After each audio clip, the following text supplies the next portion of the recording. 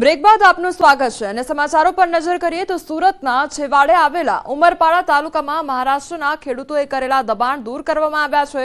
ગુજરાત અને મહારાષ્ટ્ર હદ પર ગુજરાતના જંગલ વિસ્તારમાં મહારાષ્ટ્રના ખેડૂતોએ દબાણ ઊભું કર્યું હતું। છેલ્લા 11 વર્ષથી મહારાષ્ટ્ર અને ગુજરાતની બોર્ડર પર આવેલા खोटा रामपुरा तमज वडगाम काशी और रूढ़ी सहित गाम नजीक 500 हेक्टर में महाराष्ट्रना खेडूतो खेती करी रह्या छे।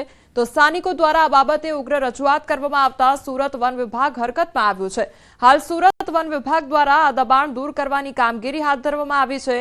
तो जेसीबी मशीन थी झूंपड़ाओ तमज जंगल में वावेतर करेल पाक दूर करवामां आवी रह्यो छे। तो महाराष्ट्रना खेडूतो द्वारा खेती करवामां आवी रही छे अने गैरकायदेसर दबाण करवामां आव्युं हतुं ते दूर करवामां आवी रह्युं छे। तो जे सूरतना लोको छे तेमना द्वारा अनेकवार रजूआत करवामां आवी अने आखरे रोषे भराईने तेमना द्वारा रजूआत करवामां आवी। त्यारबाद हवे सफायो करवामां आवी रह्यो छे।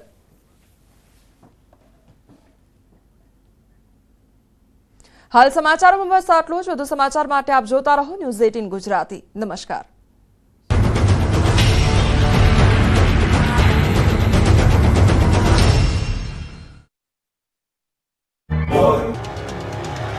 झपाझपी पोलीस साथे घर्षण અને ભારેલા અગ્નિ જેવી સ્થિતિના દ્રશ્યો છે સુરતના। કાપોદ્રા વિસ્તારમાં યુવાનની હત્યા બાદ લોકો વિફર્યા।